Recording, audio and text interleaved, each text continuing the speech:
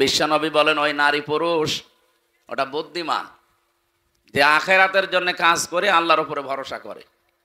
আর ওইটা নির্বোধ, পাগল, অজ্ঞ, যে আখেরাতের কোনো কাজ কারবার নেই, আন্দাজে আল্লাহর উপরে ভরসা করে থাকে। কালেমা যখন পড়েছি জান্নাত একদিন যাবো, এরকম ধারণা আমাদের নেই। এই কথা বলে না কেন? হযরতে আবু হুরায়রা এ কথাটা শোনার পরে নবীজিকে বললেন, হে নবী, আপনি যে বললেন মান ক্বালা লা ইলাহা ইল্লাল্লাহ দাখালাল জান্নাহ, যে ব্যক্তি লা ইলাহা ইল্লাল্লাহ বলবে সে জান্নাতে চলে যাবে। আমি এ কথা মানুষকে জানাবো। নবীজি বললেন ঠিক আছে যাও। উনি এক দৌড়ে যাকে রাস্তায় পায় তাকেই বলে, দেখো এই মাত্র শুনে আসলাম বিশ্ব নবী জানিয়েছেন মান ক্বালা লা ইলাহা ইল্লাল্লাহ দাখালাল জান্নাহ, যে ব্যক্তি লা ইলাহা ইল্লাল্লাহ পড়বে সে জান্নাতে চলে যাবে। না গিয়েছে? না না, দাখালা এটা মাজি, অতীতের শব্দ, এটা পাস্ট। তার মানে নবীর এই কথা অনুযায়ী আমরা বিশ্বাস করতে পারলাম যে ব্যক্তি লা ইলাহা ইল্লাল্লাহ একবার জীবনে বলবে সে জান্নাতে যাবে না, চলে গেছে। কি করেছে বলেন বলেন? এটা ক্লাস চলছে, কিন্তু আপনি জীবনে যদি স্কুল কলেজ মাদ্রাসায় নাও যেয়ে থাকেন, এটা আপনার জীবনের প্রথম মনে করেন ক্লাস চলছে। ছাত্র যে 1 2 তে যারা পড়ে দেখেছেন কেরম জবাব দেয়, ওইরকম করে জবাব দেবেন যদি বুঝে থাকেন, আর না বুঝলে চুপ করে থাকবেন। জান্নাতে চলে গেছে না জান্নাতে যাবে? গেছে। প্রশ্ন হচ্ছে এখনো তো আমরা মারা যাইনি, জান্নাতে গেলাম কি করে? নবীর এই কথাটা একটু ভুল আছে নাকি? হ্যাঁ, আল্লাহর কথায় যেমন ভুল নেই সন্দেহ নেই, নবীজির কথায়ও ভুল নেই সন্দেহ নেই। কারণ নবীজি নিজের মতো করে কথা বলতেন না, আল্লাহ বলাতেন তাই বলতেন। সুতরাং তো নিয়ে যে বললেন যে দাখালাল জান্নাহ, কালেমা পড়লে সে জান্নাতে চলে গেছে, এর অর্থটা কি? হঠাৎ পথের ভেতর হযরতে ওমরের সাথে দেখা, জিজ্ঞাসা করলেন এ কথা কে বলেছে, কোথায় পেলে? আচ্ছা নবীজি বলেছে, দিয়েছে এক চড়। যেই বলেছে নবীজি একটা আষাঢ় দিয়েছে। আপনি আমারে বলেন কেন? আমি তো শুনি আসলাম এখনো নবীজি মসজিদে নববীতে বসা আছে।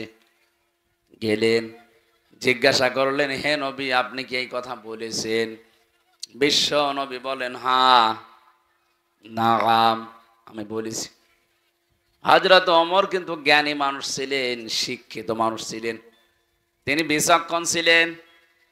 ওই জামানায় আরব জাহানের ভেতরে যারা 10 জন মানুষ শিক্ষিত, তার ভেতরে হযরত ওমর একজন। তিনি আমাদের মতো হুসুকে বাঙালি না, আন্দাজে এক কথা শুনলে পেছনে দৌড় দেয় না। কথাটা শোনার পরে চিন্তা করলেন, নবীজি তো মান ক্বালা লা ইলাহা ইল্লাল্লাহ দাখালাল জান্নাহ বলেছেন, ইয়াদখুলুল জান্নাতা বলতে পারতেন যে জান্নাতে যাবে। নবীজি জান্নাতে চলে গেছে কথা বললেন কেন? হযরতে আবু হুরায়রা হয়তো অত বড় বিচক্ষণ ছিলেন না, এজন্য তিনি নবীর কথার অর্থ বোঝেননি। ওনাকে সাথে নিয়ে বলছেন হে নবী আপনি এ কথা বললেন? বলে হ্যাঁ বলেছি। কেন বলেছেন? বলে আল্লাহ আমাকে জানিয়েছে। আল্লাহ জানিয়েছে বুঝলাম, কিন্তু জান্নাতে চলে যাবে না আগে গিয়েছে কথা বললেন কি করে? নবীজি বললেন আমি এই কারণে বলেছি, দাখালাল জান্নাহ শব্দের ভেতরে ব্যাখ্যা আছে। কোন মানুষ যদি সত্যিই মন থেকে কথা বলতে পারে লা ইলাহা ইল্লাল্লাহ, এই শব্দের ভেতরে যত হারাম কাজ আছে, নিষিদ্ধ কাজগুলো জানার পরে সে ছেড়ে দেয়, হালাল যেগুলো আছে বৈধ আছে জানার পরে জীবন থাকলে আঁকড়িয়ে ধরে, আমি তাদের জন্য এই শব্দটা প্রয়োগ করেছি যে দাখালাল জান্নাহ, সে জান্নাতে চলে গেছে। হযরত ওমর বললেন হে নবী এই কথাটা তো বলে না, শুধু বলেছে লা ইলাহা ইল্লাল্লাহ দাখালাল জান্নাহ। তাহলে মানুষ তো নামাজ রোজা ইবাদত বন্দেগী সব ছেড়ে দেবে। এই জন্য যারা এই ধান্দায় আছেন যে কালেমা যখন পড়েছি জান্নাত একদিন যাবই, ঠিক আছে, হালালকে হালাল জানা লাগবে না, হারামকে হারাম জিনিস ছেড়ে দেওয়া লাগবে না। প্রশ্ন আসতে পারে, আমি জানি, জানেন, কিন্তু বাস্তব জীবনে আমাদের এইগুলো প্র্যাকটিক্যালি আমল নেই। আর এটা স্মরণ করিয়ে দেওয়ার জন্য আজকের এই অনুষ্ঠান। কথা বলেন ঠিক কি না? সুতরাং যে আল্লাহ আমাদেরকে দিনের বেলায়, আমাদেরও কাজ ছিল, হাজারো কাজ বাদ দিয়ে কোরআনের জন্য ময়দানে নিয়ে আসলেন, কোরআনের তাফসীর শোনার জন্য। খুশি হয়ে বলেন আলহামদুলিল্লাহ।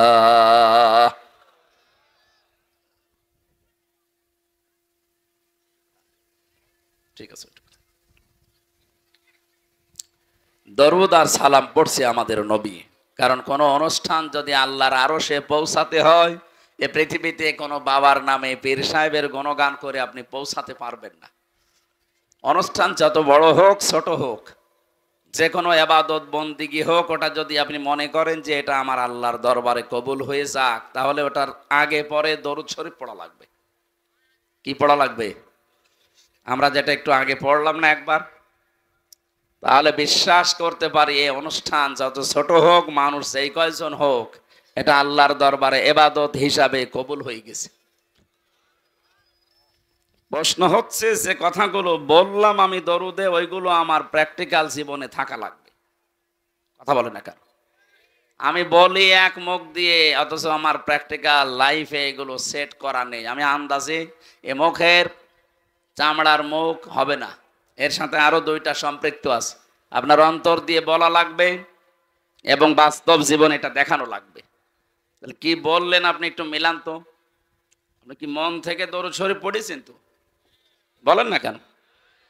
হাদিস হচ্ছে, পৃথিবীর যে কোনো প্রান্ত থেকে যদি নবীর কোনো উম্মত একবার দরুদ শরীফ পড়ে, ফেরেশতারা ওইটা নিয়ে নবীর রওজার কাছে শোনায়। নবীজি বলেন, আমি শোনার পরে উত্তর দেই, আর তার জন্য আমি মাগফিরাতের দোয়া করি। সুবহানাল্লাহ। আমরা হাদিস সারা জীবন শুনি যে নবীজির সুপারিশ ছাড়া আমির হামজা না, ওর বাবাও জান্নাত পাবে না। পাবে? আপনি নিজের ইবাদত বন্দেগী একেবারে আকাশ পরিমাণ করলেও জান্নাত যেতে পারবেন না, বিশ্ব নবী যদি আমাদের জন্য সুপারিশ না করেন। সেই হিসাবে আমার বর্ণনা, যে কথাগুলো বললাম, দেখেন তো আমরা সুপারিশ পাবো কিনা। এক নম্বরে বলেছিলাম, আল্লাহুম্মা, হে আল্লাহ, সল্লি আলা, তুমি রহমত নাজিল করো। এখানে সল্লুন শব্দের অর্থ চারটা। সল্লত মানে রহমত নাজিল করা, সল্লত মানে দরুদ শরীফ পড়া, সল্লত মানে নামাজ পড়া, সল্লন মানে মাগফিরাত কামনা করা। আমার আল্লাহর কাছে চারটার যেইটা যার সাথে মিলবে তার সাথে লাগাবেন। এখন যদি সল্লুন শব্দের বাংলা অর্থ আপনি এখানে ধরেন যে মাগফিরাত কামনা করা, সৃষ্টি জগতে আমরা যারা অপরাধ করি তারা মাগফিরাত কামনা করলে মানায়। কথা বলেন না কেন? তো বিশ্ব নবীর জন্য মাগফিরাত কামনার দরকার নেই, কারণ তার আগে পরের সব অপরাধ আল্লাহ মাফ করে দিয়েছেন। মা তাকদ্দামা মিন জামবি, তার আগে পরে কোনো অপরাধ নেই, এই সব আল্লাহ নিজ গুণে ক্ষমা করে দিয়েছেন। তাহলে দ্বিতীয় অর্থ হচ্ছে সল্লন মানে নামাজ পড়া। এখানে তো আমরা নামাজ পড়লাম না, এই যে কিছুক্ষণ আগে পড়লাম ওই নামাজ না। এই দরুদের ভেতরে কোনো নামাজ পড়েছি? বলেন বলেন। এইটাও না। যার জন্য যেটা মেলে তাকে সেই জায়গায় লাগাবেন। 3 নম্বরে রহমত নাজিল করা, এটা মিলছে। আমরা তো আল্লাহকে বলতেই পারি, হে আল্লাহ তুমি রহমত নাজিল করো। সল্লি আলা, আলা মানে উপরে, মোহাম্মদ, মোহাম্মদের উপরে। আপনি যখন মনে মনে এই কথা বলেন যে আল্লাহুম্মা সল্লি আলা, হে আল্লাহ তুমি রহমত নাজিল করো, আল্লাহ যদি বলে কার উপরে, আপনি নিজেই যেন জবাব দিচ্ছেন আলা মোহাম্মদ। কার উপরে? এক কথা বোঝা লাগবে, আপনি শুধু খেলা করার জন্য আসেন নাই। এত কষ্ট স্বীকার করে, টাকা পয়সা খরচ করে, সময় ব্যয় করে আপনি বসে আছেন, একেবারে চাতক পাখির মতো শুনতেছেন, বোঝার জন্য শুনেন। আপনি কিন্তু বলেন না যে আলা মোহাম্মদ, প্রথমে বলেছিলেন আল্লাহুম্মা সল্লি আলা, হে আল্লাহ তুমি রহমত নাজিল করো। আল্লাহ জানো হঠাৎই প্রশ্ন করছে, বান্দা কার উপরে? আপনি কি বলেছেন আলা মজিব, মজিবের ওপরে? কথা বলেন না কেন? আপনি বলেছেন আলালা জিয়া, জিয়ার উপরে? পৃথিবীর কারো নামে আপনি বলেছেন? কি বলেছিলেন? আলা মোহাম্মদ, মোহাম্মদের ওপরে তুমি রহমত নাজিল করো। আল্লাহ যেন আবার আপনাকে প্রশ্ন করছেন, নারী হন আর পুরুষ হন, যে মোহাম্মদটাকে আমি একা না, সবাই মিলে এক বাক্যে জবাব দিয়েছি, সাজ্জিদিনা, মোহাম্মদ আমাদের নেতা। আমি কি আমার নেতা বলেছি? বলেন বলেন। তাহলে সাজ্জিদ তো বলতাম যে আমার নেতা। সাজ্জিদিনা এক আলিফ টান দিলেন, জামা মোতাকাল্লিম, আমরা সবাই মিলে বললাম আল্লাহ সাজ্জিদিনা, মোহাম্মদ যেমন তেমন মানুষ না, উনি আমাদের সকলের নেতা। দরুদের ভেতরে আপনি আমাদের নেতা বলে স্বীকার করে নিলেন। এখান থেকে পরিবারে, সমাজে, রাষ্ট্রে গিয়ে আর মোহাম্মদ রাসূলুল্লাহর নেতৃত্ব মানতে চান না। আপনি এইরকম দরুদ যদি কিয়ামত পর্যন্ত পড়েন, আল্লাহর রহমতে মাহফিল কবুল হওয়া দূরের কথা, আরো নিচে নামতে থাকবে। আমার কথার অর্থ বুঝেছেন? তাহলে সেটা পড়ছেন, এটা আমাদের বাস্তব জীবনে নিয়ে যাওয়া লাগবে না? সাজ্জিদিনা পড়লে আপনার জীবনের একমাত্র আদর্শ নেতা হবে মুহাম্মদ সাল্লাল্লাহু আলাইহি ওয়াসাল্লাম। আমি আশা করছি নরম ভাষায় কথা চাই বলেছি, আপনি বুঝেছেন। যদি না বোঝার ভান করে থাকেন, হামজা না হামজার বাপ আসলেও আপনি ওয়াজে কিচ্ছু হবে না। সুতরাং যারা দরুদ পড়লেন, এটা এখন থেকে সাজ্জিদিনা আমার নেতা না, আমাদের নেতা। কার নেতা? আমাদের নেতা মুহাম্মদুর রাসূলুল্লাহ। এতটুকু শেষ করেননি, আপনি আরেকটু বাড়িয়ে বলেছেন সাজ্জিদিনা মাওলানা। মাওলানা মানে আমির হামজা। কি? মাওলানা মানে অভিভাবক, পথ প্রদর্শক, গাইডলাইন দাতা। যিনি আমাদেরকে এই পৃথিবীতে জান্নাতের পথ দেখিয়েছেন, তিনি আমাদের আদর্শ অভিভাবক। এই জায়গায় শব্দগুলো বাংলাদেশ, ভারত, পাকিস্তানের মানুষেরা বেশি ভুল করে। আপনি দরুদের ভেতরে পড়ছেন মাওলানা, সে তো আমার না, আমাদের সকলের অভিভাবক, পথ প্রদর্শক, গাইডলাইন দাতা। অথচ এখান থেকে দরুদ পড়ে বাইরে গেলে নবীজির পথ মতো আর চলতে চান না। তখন নিজে একটা পথ বের করে নেন। আপনি নবীজির 63 বছরের পুরা জীবন পড়ে দেখেন তো, আপনি যে জিকির করেন, এই জিকির নবীজি জীবনে এইভাবে করেছে কিনা? আপনি যে বললেন মাওলানা, তিনি আমার গাইডলাইন দাতা, যেভাবে গাইডলাইন দেয় আমি ওইভাবে ফলো করি। তো আপনার জিকির তো নবীজির ফলো অনুযায়ী হচ্ছে না। সুতরাং আজকে থেকে সিদ্ধান্ত নিয়ে যাবেন, আমি যাই করি না কেন, যদি আমি টয়লেটেও বসি, আমি মাওলানা এ ঘোষণা দিয়ে এসেছি বগুড়ার মাটিতে, যে আমি গাইডলাইন পাবো, নবীজি যেইভাবে টয়লেটে গিয়েছে আমি ওইভাবে যাব। এই কথা বুঝতেছেন? আমার মনে হয় ফ্যানটা একটু ঘুরিয়ে দেন, এদিকে আমার সমস্যা হচ্ছে। কেন এখান থেকে একটু টান দেওয়া যাচ্ছে না? একটু ঘুরিয়ে দিলে তো হয়। না না, ওইদিকে থাক, যারা আছে তাদের লাগবে। ঠিক আছে, বসেন বসেন। আমার মনে হয় এখানে শিক্ষিত মানুষ আছে, এরা যা শুনছে যেভাবে, যদি মানতে পারে মাহফিল সাকসেস। আর যদি এখানে সব রেখে চলে যায়, তো আমার বেকার খালি ভকভক করা হবে। একটু খেয়াল করে বিবেকটা কাজে লাগাবেন আজকে। আপনি টয়লেটে গেলেন, মুহাম্মদুর রাসূলুল্লাহ যেভাবে গিয়েছে ওইভাবে ডান পা দিয়ে প্রবেশ করলেন, হবে?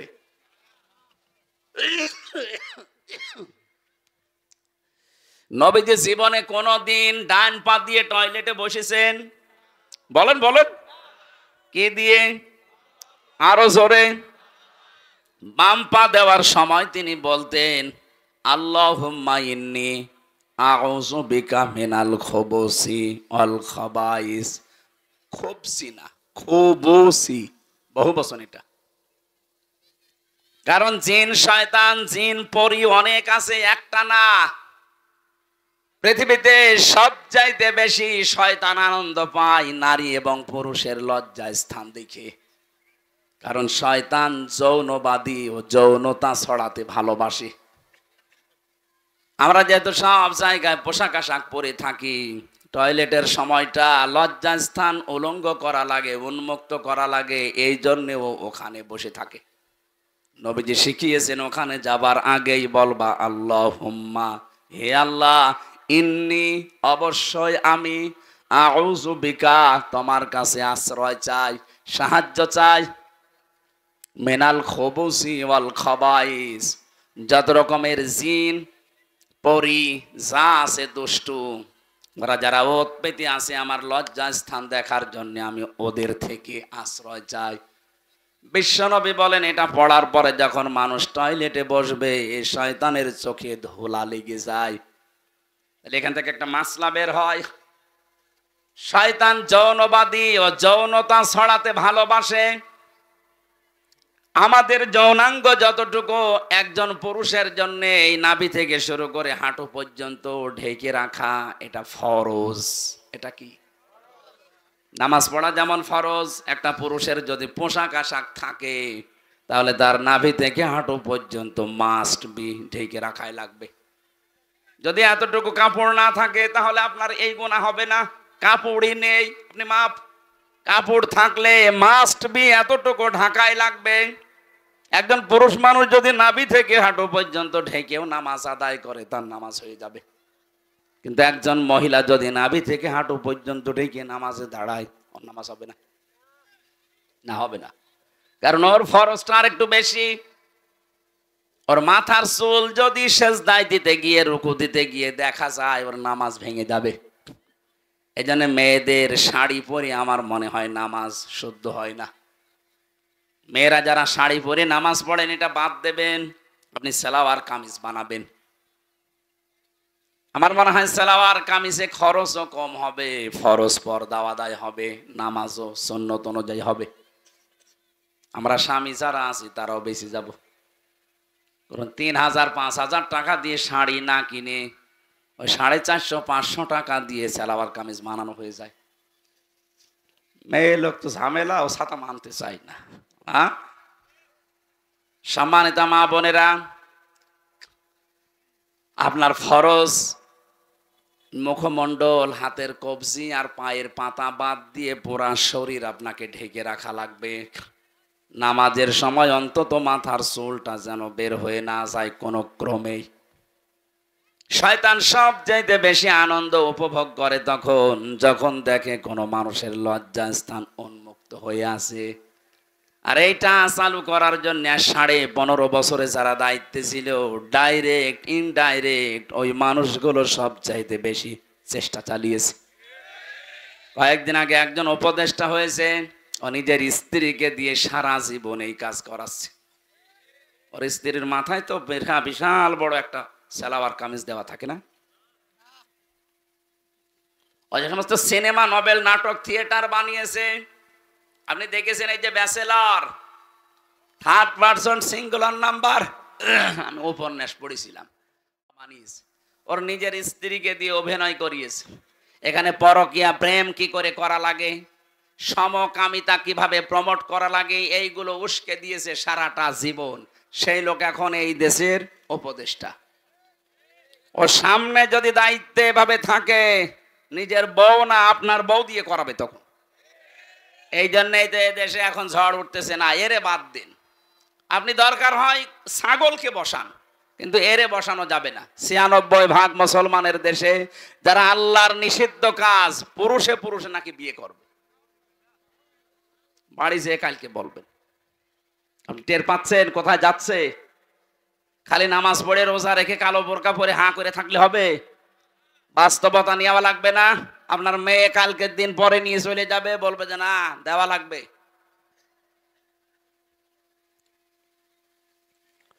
যেটা বোঝানোর জন্য বলছিলাম, বিশ্বনবী বলেন যখন আপনি দোয়া পড়ে বসলেন, 8 মিনিট 10 মিনিট আপনি কাজ করলেন, বের হওয়ার সময় বলবেন গফরানাক, বাম পা দিয়ে বের হবেন। বলেন বলেন। প্রতিটি কথা থেকে শিক্ষা নেওয়া লাগবে যে আমি কি করি আর আসলে কি করা দরকার। ছোট কাজ না এটা।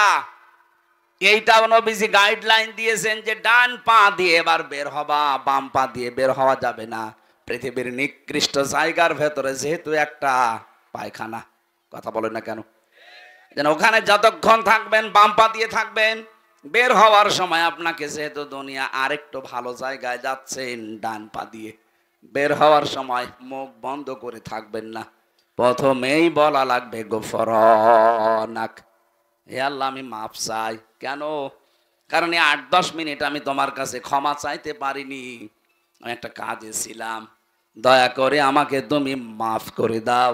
আলহামদুলিল্লাহিল্লাযী আযহাবা আন্নিল আযা ওয়া আফানি, প্রশংসা তো তোমার জন্যে, কারণ তুমি আমার পেট থেকে গান্ধা এবং অপবিত্র কষ্টদায়ক জিনিসগুলো বের করে দিতে।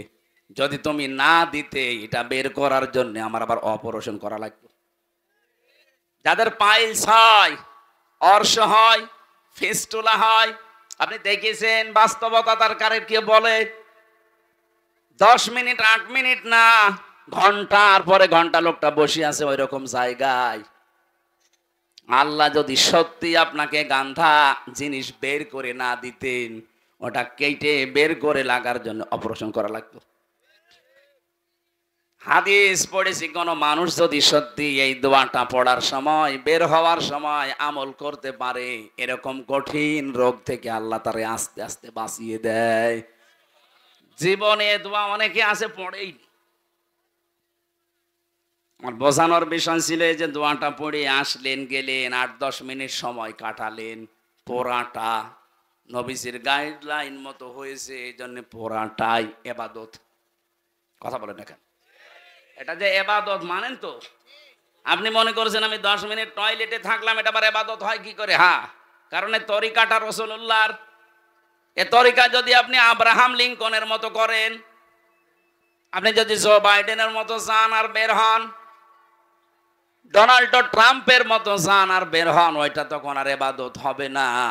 ওটা কিয়ামতের দিন আপনাকে আল্লাহ হাজির করবে ওই ট্রাম্পের সাথে, কারণ আপনার গাইডলাইন দাতা, আপনার আদর্শ, আপনার অভিভাবক হয়ে দাঁড়িয়েছে পথ প্রদর্শক ট্রাম্প। কথা বলেন না কেন? তাহলে আমাদের বাস্তবতা শুধু মাওলানা পড়লে হবে? আমি তো একটা বললাম জিকিরেরটা। দুনিয়ায় যত রকমের কাজ আছে, প্রত্যেকটি কাজে যে অনুসরণ করা লাগবে মুহাম্মদুর রাসূলুল্লাহ। কেউ বাজারে গেছে, কিভাবে দরদাম করবে, কিভাবে তার ক্রেতা বিক্রেতার বিক্রি হবে, এমন কোনো কাজ নেই নবীজি জীবনে করেননি। আর আপনি ওই কাজের বাইরে কোনো কাজ করলে আপনার মাওলানা মুহাম্মদ ওয়া আলা আলী সাইয়্যিদিনা কিচ্ছু হয়নি। তাহলে দরুদ শরীফ কবুল না হলে মাহফিল কবুল হবে? বলেন বলেন। আল্লাহ যেন আমাদেরকে সহজভাবে বোঝার তৌফিক দিন, বলেন আমিন। জেলখানায় আমি 3টা বছর ছিলাম, ফাঁসির কন্ডেম সেলের ভেতরে। আমার প্রতিদিনের তাহাজ্জুদের নামাজে এই দোয়া ছিল, আল্লাহ আমি বাইরে যদি জীবনে যেতে পারি। আমার আর আশা ছিল না যে আমি বাইরে যাব, কারণ ওরা যে অবস্থায় রেখেছিল মনে হয়েছিল মারা যাব। 24 ঘন্টা ওরা আমার নজরদারিতে, তালাবদ্ধ অবস্থায়, যোগাযোগ বিচ্ছিন্ন করে রেখে দিয়েছিল। জানতাম না যে বাইরে কেউ আছে না নেই। এমনিতেও টেনশনে তো বিভিন্ন রোগ এমনি হয়নি, এই কারণে হয়েছে। কোনোদিন আশা করি নাই যে বাইরে বের হব। তারপরও যদি আল্লাহ তুমি বাইরে বের করো, তো অন্তত তোমার বান্দা বান্দীদের সামনে যখন আমাকে নিয়ে যাবে, কোরআনের কথাগুলো, হাদিসের কথাগুলো এমন সহজভাবে যেন বলতে পারি, মানুষ যেন সত্যি সহজে, বাচ্চা যেমন মায়ের কথা বুঝে ফেলে, আমার সামনে যারা এরা যেন আমার সহজভাবে বুঝে। আপনারা বুঝতেছেন? বুঝতেছেন কথা? সুতরাং দরুদ শরীফ যে যেই কায়দায় পড়ছেন হচ্ছে না। আপনার সাইয়্যিদিনাও ঠিক নেই, মাওলানাও ঠিক নেই। আপনি মাওলানা মানেন গিয়াসউদ্দিন তাহেরিকে, ও যেভাবে জিকির করে আপনি ওইভাবে জিকির করেন। তার মানে আপনার জিকির, আপনার মাওলানা গিয়াসউদ্দিন তাহেরি। এই কথা বলছেন না কেন? আপনার মাওলানা, আপনার জিকির হওয়া লাগবে তো মুহাম্মদুর রাসূলুল্লাহর মতো। কথা বলেন না কেন? আপনার ব্যবসা হওয়া লাগবে মুহাম্মদুর রাসূলুল্লাহর মতো। আপনার রাজনীতি হওয়া লাগবে মুহাম্মদুর রাসূলুল্লাহর মতো। আপনার অর্থনীতি হওয়া লাগবে মুহাম্মদুর রাসূলুল্লাহর মতো। হ্যাঁ, আপনি নামাজ পড়েন রসুলের মতো, রোজা রাখেন ওনার মতো, ব্যবসা করেন আব্রাহাম লিঙ্কনের মতো। এই এলাকায় বহু মানুষ এমন আছে নিজে টাকা ছেড়ে রাখে, 1000 টাকা দিয়ে দেয়, প্রত্যেক মাসে 100 টাকা করে বেশি করে নেয়। এটা মনে হয় এখনো শুরু হয়নি। হ্যাঁ, এই এলাকায় এই সুদের সাথে জড়িত, তাহলে সে মায়ের সাথে জেনা করছেন। এই কাজ করছেন কারা, হাত তোলেন তো। আন্দাজে আপনারা যে মিথ্যা কথা বললে যে এলাকায় আছে, কই একটা লোক তো নেই। ওই রকম মানুষ এখানে আমি জানি যে আসবে না, কারণ ও আসলে তো ধরা খাবে। সুতরাং এখানে যারা আছে এই কাজের ভেতরে আমরা নেই। যদি কেউ থেকে থাকেন আজকে এই মুহূর্তে তাওবা করেছিল, না খেয়ে মরে যান ভাই। মায়ের সাথে জেনা করে মরে যাবেন? জেনার শাস্তি জানেন? কোরআনে কারিমে সূরা ফুরকানের 68 নম্বর আয়াতের মাঝে আছে, ওয়ালা ইয়াজনুন, জেনা করবা না, কারণ জেনা করলে ইউদাফ লাহুমুল আযাব। আল্লাহ বলেন জেনার শাস্তি ডবল হবে। এখন যদি বলেন কই আমি তো কোনোদিনই জেনা করিনি, কিয়ামতে আপনার আমলনামায় এটা উঠে থাকবে যে আপনি মায়ের সাথে জেনা করে এসেছেন। যারা এই যে টাকা ছেড়ে রাখে, টাকা আসে। 1 বিঘা জমি আপনি আমার কাছ থেকে নেন, নেওয়ার সময় হয়তো 70-80 হাজার টাকা দিয়ে দেন। 1 বছর 2 বছর 5 বছর করে খাবেন।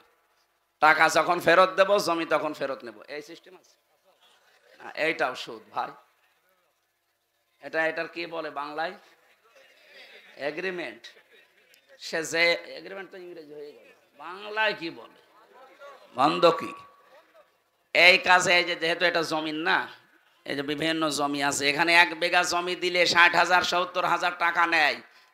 1 বছর করে খাবেন, যখন টাকা ফেরত দেবেন তখন আপনাকে জমি দেব। কারা কারা এই কাজে আছেন আমি কিছু বলছি না, হাত তোলেন তো। এই 2 জন। ও ঠিক আছে ভাই, আলহামদুলিল্লাহ। না, এদের সাহস আছে, বগুড়ার মানুষ তো, তারেক জিয়ার মতো সাহস আছে। বলেন তো আপনি যে এই কাজ করেন, এ কি না জেনে করেন না জেনে করেন? না জেনে। তাহলে এখন যেহেতু জেনে ফেলছেন, এরপরও যদি করেন, আপনি এতদিন বলতে পারতেন আল্লাহকে যে আল্লাহ আমি জানতাম না, এখন কি করব। এখন যদি বলেন যে আমি জানতাম না, তাহলে মিথ্যা বলা হবে। আর অনেকে মনে করছে আল্লাহ এ তো না আসাই ভালো ছিল। হ্যাঁ, এখানে একটা কথা আছে, যে মানুষগুলো এই ধান্দায় থাকে যে আমি জানতাম না তাই মানতাম না, তার ডবল গুনাহ হবে। এই কথা বুঝতেছেন? কোন মানুষ যদি কোনো বিষয়ে জানে কিন্তু মানে না, তার গুনাহ হবে একটা। আর কোন মানুষ জানেও না মানেও না, গুনাহ হবে কয়টা? 2টা। কেন? কারণ জানাও ফরজ, মানাও ফরজ। জানার ফরজ আপনি আদায় করে ফেললেন, আপনার একটা ফরজ আদায় হয়েছে। আপনি মানেন না, ওইটার জন্য গুনাহ হবে কয়টা? বলেন না কেন? আপনি জানেনও না মানেনও না, আপনি জানেন না কেন? প্রশ্ন হচ্ছে আপনি জানেন না কেন? আমি কি জেনে এসেছি দুনিয়ায়? আমি তো আপনার মতো মায়ের পেট থেকে এসেছি। আমি যদি জানতে পারি ইসলামের নিয়ম, আপনার কি হয়েছে? আপনি এইটার জবাব দিতে পারবেন না। এই জন্য যে ব্যক্তি বলে যে জানি না তাই মানি না, আজকে তো জানলেন। আর এই কারণেই তো অনুষ্ঠানগুলো দেওয়া হয় যে আপনি কেন জানেন। তাহলে সেই 4-5 জন হাত তুললো যে ওনারা জমি বন্ধকি দেয়, এগ্রিমেন্ট করে, 60,000 70,000 টাকা নেয়, করে খায়, আবার টাকা ফেরত দিলে জমি ফেরত দেয়। এটা মায়ের সাথে জেনা করার গুনাহ হচ্ছে। এটা থেকে মুক্ত হওয়া লাগবে না? আমার মনে হয় এই মাসলা বলা ভুল হয়ে গেল নাকি? এটা মানবেন তো যদি আমি এখন পদ্ধতিটা বলি? মানা যাবে না ইনশাল্লাহ? আরে ভাই, আপনি কার জন্য কি করে যাচ্ছেন আমার তো বুঝে আসে না। আমি আপনার সন্তান, আমার জন্যই করছেন। আপনি 200 বছর পরে আসবেন, যে বাড়ি ঘর বানিয়েছেন, যে জমি জায়গা রেখে গেলেন, এই জমি জায়গা আসলে আপনার ঠ্যাং ভেঙে ফেলা হবে। হ্যাঁ, আপনি 200 বছর পরে আসেন, আমিও থাকবো না 200 বছর পরে, আপনিও থাকবেন। আমার ছেলে, আমার নাতি, নাতির নাতি থাকবে, তারা আপনাকে ঢুকতে দেবে? আমারে ঢুকতে দেবে? তাদের জন্য বিশাল সম্পদ গড়ার জন্য আপনি এই মায়ের সাথে জেনা করার গুনাহ করে যাচ্ছেন। অথচ 100 বছর পরে আসলেও আপনাকে এই জমিতেই আর থাকতে দেবে না, ঢুকতেই দেবে না, বলবে কে আপনি চিনি না। এটা একটা ধোঁকা। এই ধোঁকার জন্য আমাদের আসল বিশাল জীবন পড়ে আছে সামনে। এরকম পাগলামি যেন আমরা কেউ না করি ভাই। এই স্মরণ করানোর জন্য এই তাফসির মাহফিলে আসা লাগে। আল্লাহ আমাদেরকে স্মরণ করাচ্ছেন। এই পদ্ধতিতে যারা আছেন, বর্গা বলে কি বলে বন্ধকি যারা করছেন, এটার পদ্ধতি দুইটা আছে। এক নম্বরে যতদিন আপনি এই জমি করে খাবেন, 1 বিঘা জমি, ততদিন সরকারের যে খাজনা আছে প্রতি বছরে মনে হয় 65 বা 70 টাকা দেওয়া লাগে। এখন কত আমি জানি না, এরকমই হবে সব বেশি হলো। আমি জেলে যাওয়ার আগে হিসাব জানতাম, এখন এই 3-4 বছরে আর জানি না। না 100 টাকা হলো। প্রত্যেক বছরে বছরে খাজনা দেওয়া লাগে না?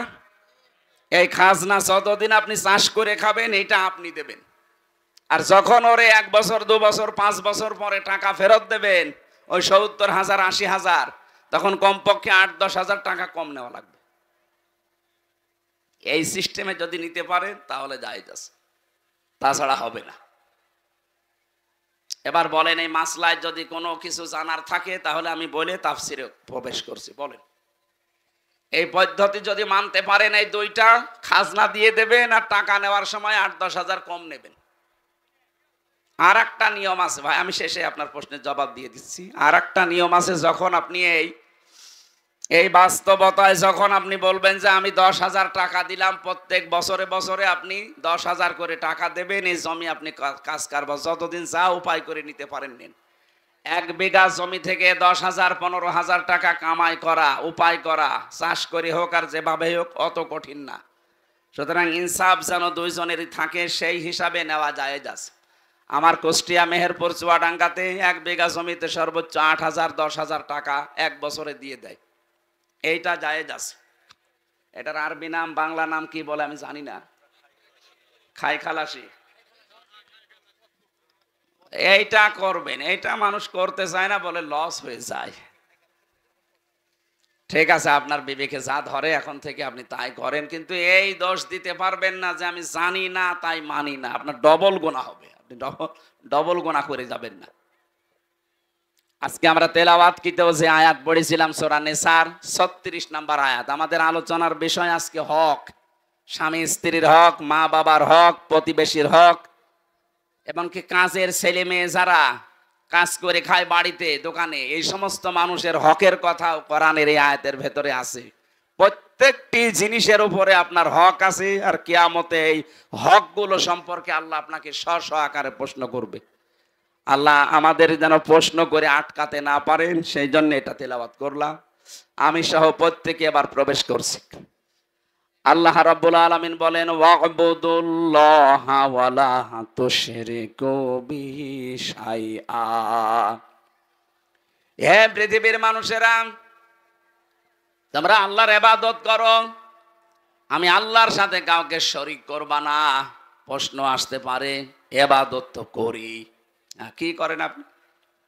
5 ওয়াক্ত নামাজ হয়তো পড়েন, রোজা রাখেন, আর মেয়েরা যারা আছে খুব বেশি হলো কালো বোরকা পরে একটু ঘোরে, এই শেষ।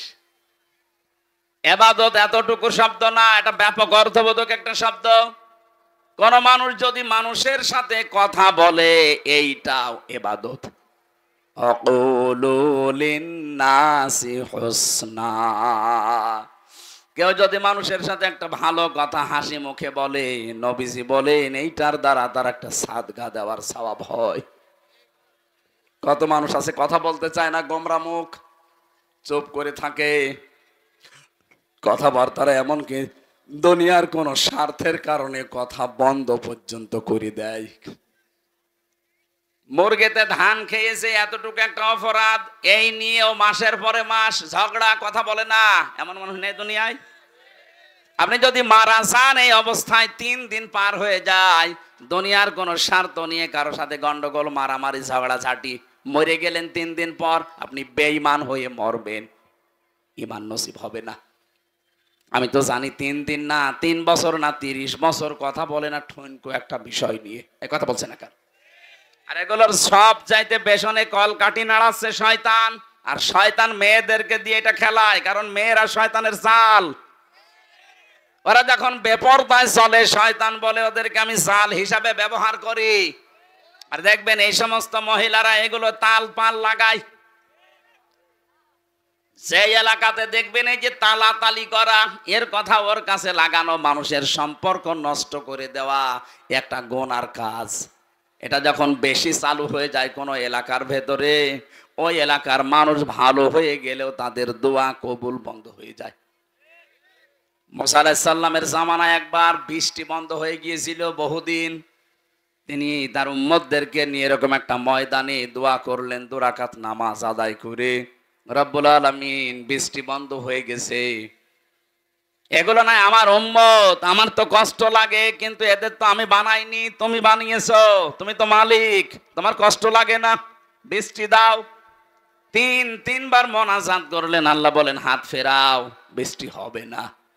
মুসা নবী তো নাছড় বান্দা, তিনি আল্লাহর সাথে কথা বলতেন, ডাক দিয়ে বলে মাবুদ না, দেওয়াই লাগবে, কেন দেবে না ওই কারণটা বলো। আল্লাহ তাআলা বলেন বৃষ্টি দিতে পারি, তুমি যাদেরকে নিয়ে দোয়া করছিলে এর ভেতরে একজন নামিমা তালাতালি করা মানুষ আছে। ওই লোকটা যতক্ষণ এই মোনাজাতে হাজির থাকবে তোমার দোয়া নবী হলেও কবুল হবে না। হযরতে মুসা নবী বললেন আল্লাহ তুমি শুধু ওর নাম বলো, দেখো ওর কি করি। আল্লাহ বলছে না, আমি নিজেই নাম ধরে কথা বলতে নিষেধ করি মানুষকে, আর এখন আমি নাম ধরে দিলে তুমি ওরে মারামারি করবা, অপমান করবা, আমি এটা হতে দেব না। মুসা নবী বলে আল্লাহ তাহলে আমি টের পাবো কি করে? আল্লাহ পাক বলেন তুমি এই মাসলাটা শুধু ওদের সামনে বলো, ওদের ভেতর থেকে যদি কেউ তাওবা করে নেয় তাহলে আমি আল্লাহ আমি ভেবে চিন্তে দেখবো। উনি উম্মতদের সামনে বয়ান দিলেন, এখানে আমি নবী একা না, সব নবী যদি এখানে এসে দোয়া করে দোয়া কবুল হবে না, কারণ এর ভেতরে যে নামিমা তালাতালি করা মানুষ আছে, এই মানুষটা যতক্ষণ বের হয়ে না যাবে, তাওবা না করবে, ততক্ষণ পর্যন্ত এখানে বৃষ্টি নামবে না। আসলে সবাইকে আমি তাওবা করাই, তাহলে ওই লোকটাও তাওবা করবে। হযরতে মুসা তাওবা পড়লেন। তাওবা মানে এই যে আস্তাগফিরুল্লাহ রাব্বি মিন কুল্লি, এটা তো একটা বাক্য। তাওবা মানে অপরাধের স্বীকৃতি দেওয়া। মনে মনে বলেন আর সামনে প্রকাশ্যে বলেন, ওপেন বলেন, আপনাকে বলা লাগবে যে আমি অপরাধী। এই যে অপরাধ বোধ, এইটা আমাদের ভেতর থেকে আজ উঠে গেছে। অন্যায় করার পরেও অনেক মানুষ বুক ফুলিয়ে টান করে বলে কি করেছি, কি করেছি মানে আপনি কি করেছেন? আপনার বিবেককে প্রশ্ন করেন তো। 15.5 বছরে যারা দায়িত্বে ছিল তাদের বিবেককে যদি একটু প্রশ্ন করে যে কি করেছি আমি, কত মানুষ আমার কারণে মিথ্যা মামলায় জেল খাটতেছে, মিথ্যা সাক্ষী দিয়ে তারে আমি ঘরে থাকতে দেই নাই, তার ব্যবসা বাণিজ্য বন্ধ করে দিয়েছি। না বগুড়া এগুলো ছিল না? সিলেটে এই জেলা আরো বেশি থাকার কথা। কত মানুষ এই দেশে গুম হয়ে গেল, খুন হয়ে গেল, আয়না ঘরে আমি 14 বছর পর্যন্ত মানুষ দেখেছি, এত বড় বড় নখ হয়ে গেছে, চুল দাড়ি গোপ মনে হচ্ছে যে জঙ্গল থেকে বেরিয়ে আসতেছে। এত বড় বড় নখ দিয়ে এই দেওয়ালের সাথে খসিয়ে খসিয়ে লিখে রাখতো মোবাইল নাম্বার দিয়ে যে ভাই আমি আজ 14 বছর হয়ে গেল, যদি এই নাম্বারটা বাইরে কেউ দিতে পারেন বলবেন যে আমি বেশি আছি। কি করেছে আপনি টের পান না? আমি 10 দিন আয়না ঘরে ছিলাম, আমি টের পেয়েছি যে কি করেছেন আপনি। ওখানে আমি 5 বছর 8 বছর 10 বছর 14 বছর একাধারে মানুষ পড়ে আছে, তাদের সাথে আমার দেখা হয়েছে। আর আপনি এখনো বলেন যে আমি কি করেছি। ওখানে যদি আপনার 14 বছর না 14 দিন রাখা যায়, আপনি এমনি হার্ট অ্যাটাক করে মরে যাবেন। এই যে এত বড় বড় অপরাধ করার পরও এখনো পর্যন্ত অনেকের অনুশোচনা নেই, স্বীকৃতি নেই, অনুতপ্ত হওয়ার কোনো আলামত নেই, আরো বৃদ্ধি বাড়তেছে। আপনাকে আল্লাহর ভালো বানাবে না, কারণ যারা অপরাধ করার পরে স্বীকার করে না তাদেরকে আল্লাহ শয়তান বানিয়ে দেয়। হযরতে আদম ভুল করেছিলেন, স্বীকার করেছিলেন, আর শয়তান ভুল করার পরে স্বীকার তো করে নাই, ও আরো আর্গুমেন্ট পেশ করেছে, বলা আনা খয়রুম মিনহু, আমি ওর চাইতে ভালো। কি করেছি আমি জোরে সেজদা দেব? এই যে এই কি করেছি এই কথা বলে শয়তান কে? যারা পালিয়েছে দেখেন তো, তারা এখনো পর্যন্ত মুখ জোর থামে না। এই কথা বলেন না কেন? এই জন্য অপরাধ করার পরে যারা স্বীকার করতে চায় না, সে যেই হোক, পরে আল্লাহ হেদায়েত থেকে বঞ্চিত করে দেয়। আর আমার তো মনে হচ্ছে 15.5 বছর যারা অত্যাচার, জুলুম, নির্যাতন, গুম, খুন আর মিথ্যা মামলা, মিথ্যা সাক্ষী আর চাঁদাবাজি, বিশেষ করে আয়না ঘরের সাথে যারা জড়িত, এদের কপালে মনে হয় আল্লাহর হেদায়েত দেবে না। এত কিছু করা হচ্ছে, এত কিছু বলা হচ্ছে, সতর্কবাণী না, এদের কোনো পরিবর্তন নেই, এখনো পর্যন্ত মুখ জোর করে যাচ্ছে। তা আল্লাহ আপনাকে যে পথ দেখাবে, কিছু থাকা লাগবে না? কি দেখে দেবে আপনাকে পথ? সব তো ফেরাউনের মতো কালো বানিয়ে ফেলেছেন। এক কথা বলছেন এখন। মানুষের সাথে যদি হাসি মুখে কথা বলা ইবাদত হয়, আর আপনি যে দায়িত্ব পালন করতো, আমার এই আয়না ঘরে আমি দেখেছি এই মানুষগুলো বাইরে এসে এরা সংসার করতো কি করে। ওরা তো মানুষই আমার মতো। 24 ঘন্টা একটা মানুষকে যে পায়ের ভেতরে হাত দিয়ে, সামনে রডের ব্যারিকেড দেওয়া, হাত দিয়ে ওরা টাইট করে বেঁধে দিত হ্যান্ডকাপ দিয়ে। আপনি বলেন তো 2-5 মিনিট 10 মিনিট পরে খুলে দিলে হয়? বছরের পর বছর এইভাবে আটকিয়ে রাখে একটা মানুষ। আপনি মানুষ, আর আপনি বলেন আমি কি করিস? শয়তান পর্যন্ত ওই দৃশ্য দেখে আমার মনে হয় কাঁদবে, কিন্তু এই জালেমদের চোখে কাঁদা তো দূরের কথা, আরো উল্টা পাল্টা কথা, আরো হাসি তামাশা করতো। এই মানুষগুলো বাইরে এসে এরা এদের স্ত্রীদের কাছে থাকতো কি করে, এরা সংসার করতো কি করে? আমরা নাই ভেতরে মাটির নিচে থেকে, আপনাদের সাথে তো তারা বেড়াতো। এই মানুষগুলো তো যে কোনো মানুষের এলাকার মানুষ। এরা এই বাংলাদেশের 64 জেলার এই দায়িত্বে প্রাপ্ত মানুষগুলো, এরা এই বিভিন্ন জেলার মানুষ না? এরা ছুটি নিয়ে অন্তত মাসে 2-5 দিন বাড়ি আসতো না? কিভাবে থাকতো আপনার সাথে? আমার তো বিশ্বাস হয় না, হয় গমের বড়ি খাইতো, নাই লাল পানি খাইতো, তাছাড়া ওর ঘুম আসা সম্ভব না। এই জন্য তাওবা মুসা নবী যখন করেছিলেন, তখন প্রথমে সবাই অনুতপ্ত হয়েছে, অনুশোচনা হয়েছে, ঘোষণা দিয়েছে যে হ্যাঁ আমরা অপরাধী। 2 নম্বরে জীবনের মতো এই কাজ আর কোনো দিন করব না বলে সিদ্ধান্ত নিয়ে অটল থেকেছে। এগুলো নেওয়ার পরে আল্লাহ পাক বলেন এবার দোয়া করো। দোয়া করতে দেরি, বৃষ্টি নাজিল হতে দেরি হয়নি। কি বুঝলেন মুসা নবীর এই হাদিস থেকে? এখানে আমির হামজা না কাবা শরীফের ইমামও যদি এসে দোয়া করে, আর ওই যে তালি করা লোক যদি নারী পুরুষের ভেতরে কেউ থাকে, আজকের এই মাহফিলে এই দোয়া কবুল হবে না, মাঠে মারা যাবে। সুতরাং এরকম তালি করার অভ্যাস যাদের আছে, এর কথা ওর কাছে লাগায়, ওর কাছে ওর কথা লাগায়, সম্পর্ক নষ্ট করে দেয়। আপনি আগের থেকে বাড়ি চলে যান। ওই যে একজন চলে যাচ্ছে, যান যান যান যান, তাড়াতাড়ি চলে যান। আপনি থাকলে আমাদের মাহফিল আর হবে না, যান। চলে যাচ্ছে যারা, চলে যাক। এরা চলে গেলে আমরা তারপর মাহফিল শেষ করব। তালি করা মানুষ নিয়ে আমরা মোনাজাত করতে রাজি না, কারণ মাহফিলই কবুল হবে না। জীবনের মতো অপরাধ থেকে বাঁচা যাবে না যে যাক জীবন চলে যাক, আমি তালি করব না। কার জন্য তালি করে সম্পর্ক নষ্ট করে না? এই অভ্যাস বেশি মেয়েদের ভেতরে। কথা বলুন না কেন? সম্মানিত মা বোনের, আপনার নামাজ রোজা, এই কালো বোরকা সব কিন্তু একেবারে মাঠে মারা যাবে, কিচ্ছু কবুল হবে না। মুসা নবীর মতো এত বড় পাওয়ারফুল নবী হাত তুলে বসে আছে, আল্লাহ হাত ফেরত দিচ্ছে, আর আপনি কোথাকার কি? এই জন্য এবাদত এইটাও, কথা বলাও এবাদত। কারোর সাথে যদি রাগ করে থাকেন, ওটা আল্লাহর জন্য রাগ করা লাগবে। ও আল্লাহর বিধান মানতে চায় না, ওকে বোঝানোর পরে এই কারণে ওর সাথে আমার সম্পর্ক ভালো না, এটা কার জন্যে? বলেন বলেন। কারোর সাথে যদি ভালোবাসা দোস্তি তৈরি হয়, এটাও তৈরি হওয়া লাগবে আল্লাহর জন্য। কাউকে কিছু দিলে, দান করলে, ওটা আল্লাহর জন্য। কাউকে কিছু দেই না, দান করি না, ওটা আল্লাহর জন্য। নবীজি বলেন ফাকাদ ইস্তাকমালাল ঈমান, ওর ঈমানকে যেন পরিপূর্ণ করে নিল। এক একটা আয়াতে লক্ষ লক্ষ কথা এভাবে তাফসীর আকারে করা আছে। এ তো 1-1.5 ঘন্টা 2 ঘন্টার ব্যাপার না, এগুলো আমি বই লিখেছিলাম। আপনি পৃথিবীর সৃষ্টি থেকে শুরু করে কিভাবে আল্লাহ সব বানিয়েছেন, তৈরি করেছেন, এগুলো সিস্টেম কি, কিভাবে আমাদের ইবাদত করা লাগবে, এগুলো জেলখানায় তো 3টা বছর এক ঘরের ভেতরে, একটা কবরের মতো, এদিকে 3.5 হাত, এদিকে 1.5 হাত, এতটুকু একটা জায়গায় পড়েছিলাম 3টা বছর। ওই কারারক্ষীদের কাছ থেকে খাতা নিয়ে কলম নিয়ে লিখতে লিখতে আমি বই লিখেছিলাম প্রায় 8টার মতো। ওই যে বাসতলায় মনে হচ্ছে আমার গাড়িটা আছে, ওখান থেকে আপনার মেয়ের জন্যে, বোর জন্যে, মায়ের জন্য, ফুফুর জন্য বই নিয়ে যাবেন, নিয়ে পড়াবেন। বই মানুষকে কোনোদিন ঠকায়নি, ঠকাবেও না। যতটুকু হোক ওখান থেকে একটা জ্ঞান পাবেন, একটা সাদগায়ে জারিয়া সওয়াব হতেই থাকবে মরণ পর্যন্ত। আমরা মাগরিবের আজান আর 4-5 মিনিট আছে, এরপরে মোনাজাতের মাধ্যমে শেষ করে বইটা নিয়ে যাবেন, কাজে লাগবে, এই আশা ব্যক্ত করে শেষ করছি। আল্লাহুম্মা আমিন। লা হাওলা ওয়ালা কুওয়াতা ইল্লা বিল্লাহিল আলিয়্যিল আযীম।